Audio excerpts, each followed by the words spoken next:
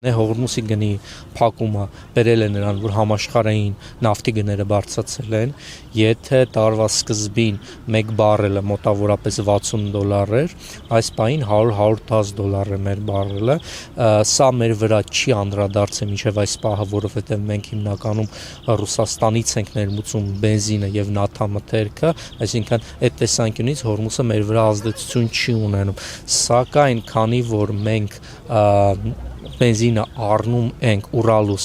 մագնիշի ռուսական նավթամթերքով, որի գինը այս պահին $110-120 է մեր բարելի համար, ուշ թե շուտ մեր մոտ էլ է հանգանում եւ փորձը ցույց է տալիս, որ 2-3 ամիս լագով դա մեր մոտ է հանգանում, այսինքն